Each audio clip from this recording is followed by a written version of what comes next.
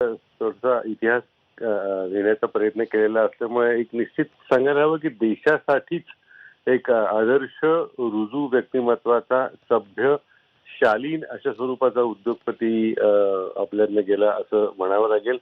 भारतीय समाजात संपत्ती निर्मितीविषयी एकंदरच फारशी प्रेमाची भावना नसताना हो. या समाजाच्या गरजा लक्षात घेत टाटा समूहाने जो स्वतःचा उद्योग विस्तार केला त्याच्यामध्ये जे.आर.डी. टाटांनंतर सगळ्यात मोठं योगदान हे रतन टाटा यांचं होतं. सगळ्यात पहिले टाटा होते फिरोज टाटा, जमशेदजी जीजीभाई त्यांच्या आधीचे टाटा. त्यांनी एकंदर नुसती मांडणी केली पण त्यांना दुर्दैवाने स्वतःच्या उद्योगाचा विस्तार ते पाहू शकले नाहीत. त्याच्यानंतर जे.आर.डी. नावाने ओळखले जाणारे टाटा त्यांनी मोठ्या प्रमाणावरती उद्योग विस्तार केला.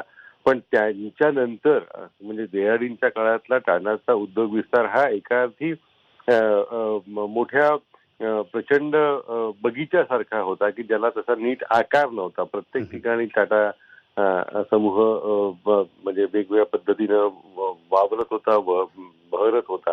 पण रतन टाटांनी मात्र त्याला अतिशय छान आखीव रेखीव नेटकं स्वरूप दिलं आणि ब्रँड टाटा नावाचा जो एक प्रकार उदयाला आला तो रतन टाटांच्या काळापासून उदयाला आला. टाटा समूहातल्या सुद्धा कंपन्यांना टाटा हे नाव लावण्यासाठी एक मूल्य आकारण्याचं आणि त्याच्या अनुषंगानं त्यांच्यामध्ये जबाबदारीची जाणीव करून देण्याचं काम रतन टाटा यांनी केलं. त्यावेळेला त्यावर खूप मोठी टीका झाली पण ते काम किती द्रष्ट होतं हे आता त्याच्यामधून लक्षात येईल. आणि त्याच्या बरोबरीनं ज्या काही जागतिक पातळीवरती टाटा समूहाच्या कंपन्या विस्तारल्या गेल्या म्हणजे जे.एल.आर. जी जगवार लँड रोवर ही कंपनी होती ती आता भारतीय आहे, ती रतन टाटांमुळे आली. स्टील कंपनी कोरस ही रतन टाटांमुळे या भारतामध्ये आली. त्याच वेळेला डोकोमोचा प्रयोग पुढे दुर्दैवाने केंद्र सरकारच्या धोरणांच्या बदलामुळे तो फसला पण हे प्रयोग सुद्धा रतन टाटा यांनी केले. त्यामुळे भारतीय उद्योग विश्वाचं अतिशय एक प्रेमळ सोज्वळ स्वरूप रतन टाटांच्या मध्ये होतं. याच्या पुढे ते असणार नाही ही एका अर्थाने खूपच दुःखद अशी घटना असेल. खरं तर नफा आणि तोटा याच्या पलीकडे पाहणारा एक उद्योगपती आणि ज्याच्याकडे सामाजिक भान देखील आहे असाही एक उद्योगपती म्हणून रतन टाटांकडे पाहिलं जातं. काय याची उदाहरणं तुम्ही सांगू शकाल किंवा वैशिष्ट्य सांगू शकाल?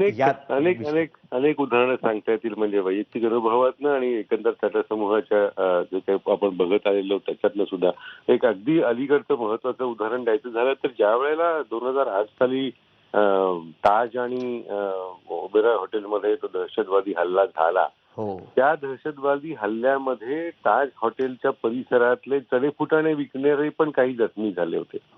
यांना शोधून शोधून रतन टाटांच्या आदेशानुसार शोधून त्यांना घरी जाऊन टाटा समूहानं मदत दिली. तर वास्तविक त्यांचा आणि टाटा समूहाचा काहीही व्यवहार नव्हता, काही देणं घेणं नव्हतं. पण आपल्या हॉटेलच्या परिसरात राहणाऱ्या व्यक्तीनं सुद्धा या दहशतवादाची झळ बसलेली आहे. त्याची एक जाण असल्यामुळे त्यांनी त्या पद्धतीनं त्यांना अक्षरशः घरी जाऊन टाटा समूहाच्या कर्मचाऱ्यांनी मदत दिली. रतन टाटा जेव्हा बॉम्बे हाऊसमध्ये यायचे तो एक अतिशय बघण्यासारखा सोहळा असायचा. त्यांची गाडी थांबली की त्या परिसरातले सगळे रस्त्यावरचे कुत्रे त्यांच्या स्वागताला तिथे आदराने जमायचे, प्रेमाने जमायचे आणि ते प्रत्येकाशी बोलत गप्पा मारत रतन टाटा आतमध्ये जायचे बॉम्बे हाऊसमध्ये आणि लिफ्टच्या पर्यंत हे कुत्रे त्यांच्या बरोबर असायचे आणि त्या कुत्र्यानं कधीही मज्जाव केला जायचा नाही. आणि रतन टाटा आले म्हणून चला साहेब आले बाजूला वा, लिफ्ट त्यांच्यासाठी राखीवे वगैरे असं कधीही असायचं नाही. इतर कोणत्याही सामान्य प्रवाशासारखेच ते त्या लिफ्ट मधून जायचे. आणि मग नंतर जेव्हा हे कुत्र्यांची संख्या वाढली आणि आकारही म्हणजे आकारमाने त्यांचं ते मोठे झाले तेव्हा त्यांच्यासाठी त्या तळमजल्यावरती रतन टाटांच्या आदेशानुसार एक व्यवस्था केली गेली आणि हे कुत्रे मग त्या टाटा समूहाच्या जे मुख्यालय आहे बॉम्बे हाऊस त्याचे पाहुणे म्हणून कायमस्वरूपी तिथे त्यांची व्यवस्था केली गेली. शेवटचा त्यांचा अतिशय महत्वाचा उपक्रम जो अगदी काही महिन्यांपूर्वी मुंबईमध्ये आकारास आला तो म्हणजे स्वतःच्या पैशातनं त्यांनी महालक्ष्मीला कुत्र्या मांजरांसाठी प्राण्यांसाठी एक प्रचंड मोठं रुग्णालय सुरू केलं. भारतात कायद्यानुसार रात्री प्राण्या रुग्णाला दाखल करून घेता येईल अशी सोय नव्हती. कायद्याने बंदी होती. ते फक्त सरकारी रुग्णालयातच ती सोय होती. रतन टाटांनी त्या प्रयत्नामुळे तो नियम बदलला गेला आणि त्यांनी स्वतःच्या पैशातनं महालक्ष्मीला अतिशय भव्य अशा स्वरूपाचं स्वापदांसाठीचं रुग्णालय सुरू केलं. त्यामुळे समूहाचा निर्णय असो, व्यापारी निर्णय असो, आर्थिक निर्णय असो, मानवी भावभावना आणि मानवी नातेसंबंध यांना त्यांनी कायमच मदत केली. मला एक प्रसंग आठवतोय माझ्या पुस्तकाच्या निमित्तानं, जेव्हा त्यांना ती तिसरी मुलाखत देणार होते. त्या मुलाखतीनंतर त्या मुलाखती दरम्यान ते सतत अस्वस्थ होते आणि सारखे 2-2 मिनिटांनी असे फोन करत होते की काय काय करायचं, काय नाही वगैरे वगैरे. मला कळेना ते. त्याच्यानंतर त्यांना शेवटी विचारलं की काय नक्की काय गडबड काय आहे. तर त्यांचा कुत्रा आजारी होता त्या दिवशी आणि त्याच रात्री त्यांना सिंगापूरला जायचं होतं. तर ते त्याची सगळी व्यवस्था करून ते सिंगापूरला गेले. टाटा सिंगापूर एअरलाईनचा महत्वाचा करार त्याच्यानंतरच्या दुसऱ्या दिवशी झाला आणि विस्तारा एअरलाईन जन्माला आली. पण एक भली मोठी कंपनी जन्माला येत असताना त्यांना काळजी लागून राहिलेली होती आपल्या घरातल्या कुत्र्याची. आणि असा अतिशय एक ज्याला निगर्वी म्हणता येईल, ज्याला सालस म्हणता येईल, असा अतिशय म्हणजे भारतीय मानसिकतेला साथ घालेल अशा स्वरूपाचा एक सज्जन म्हणता येईल असा उद्योगपती. मुळात असे उद्योगपती फारच कमी आहेत, मिळत आहेत. त्याच्यामध्ये रतन टाटा एक होते असं आपल्याला त्या निमित्तानं त्यांच्या आठवणी जागवता म्हणता येईल. गिरीशजी, आपले आभार. आपण या सविस्तर आठवणी रतन टाटांच्या जागवल्यात आणि एक प्रतिक्रिया आम्हाला दिली त्याबद्दल. तर एक मोठी बातमी आहे. उद्योगपती रतन टाटा यांचं दीर्घ आजारानं निधन झालं. त्यांनी वयाच्या 86व्या वर्षी अखेरचा श्वास घेतला. ब्रीच कँडी रुग्णालयात ICUमध्ये त्यांच्यावर उपचार सुरू होते.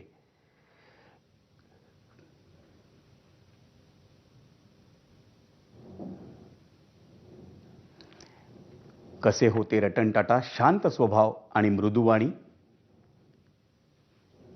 अजातशत्रू व्यक्तिमत्व, समाजातील सर्व प्रकारच्या व्यक्तींशी त्यांचे उत्तम संबंध होते. व्यवसाय करताना समाजाचा विसर पडता कामा नये असं ते नेहमी सांगत असत. कर्मचाऱ्यांचं अधिकाधिक कल्याण कसं करता येईल यासाठी ते कायम प्रयत्नशील असायचे. टाटांचं उत्पादन म्हणजे फसवणूक अशक्य ही भावना दृढ करण्यात रतन टाटा यांचा मोलाचा वाटा होता. 26/11च्या हल्ल्यात जखमी झालेल्या अनेक फेरीवाल्यांना त्यांनी महागड्या रुग्णालयांमध्ये नेऊन त्यांच्यावर उपचार करून घेतले. टाटा समूहातील कुठल्याही कॅन्टीनमध्ये ते गेले तर ते रांगेत उभे राहून जेवण घ्यायचे. गाड्या, विमानं आणि वाचनाची त्यांना विशेष आवड होती. शिपाई असो, ड्रायव्हर असो किंवा कुठलाही कर्मचारी त्याला समान न्यायानं वागवायचं, सन्मानानं वागवायचं, हे रतन टाटांचं आचरण होतं. टाटा समूहाचे तब्बल 22 वर्ष अध्यक्ष असूनही शेवटपर्यंत दुमजली घरात त्यांचं वास्तव्य होतं. त्यांना श्वानांची विशेष आवड होती. टाटा समूहाचं मुख्यालय बॉम्बे हाऊसमध्ये भटके आणि जे पाळीव नाही आहेत अशा कुत्र्यांचा वावर मुक्त होता.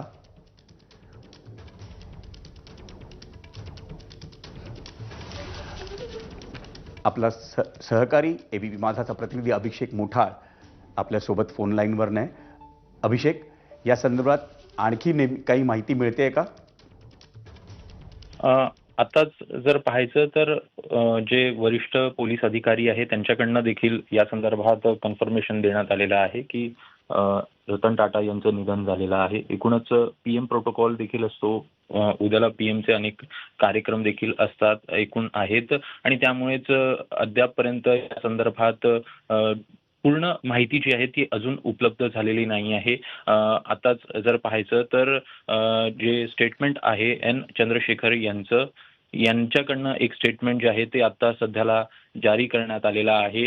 रतन टाटा यांचं निधन झालेलं आहे या संदर्भात माहिती जी आहे ती अधिकृतरित्या टाटा ग्रुपकडनं देण्यात आलेली आहे. एकूणच हे संपूर्ण स्टेटमेंट जर का पाहायचं तर जे टाटा सन्सचे प्रमुख आहेत त्यांच्याकडनं हे स्टेटमेंट आता जारी करण्यात आलेलं आहे. टाटांचा जर का पूर्ण हा प्रवास पाहायचा तर एकूण टाटा स्टीलपासून हा त्यांचा प्रवास आपल्याला सुरू होताना पाहायला मिळतो.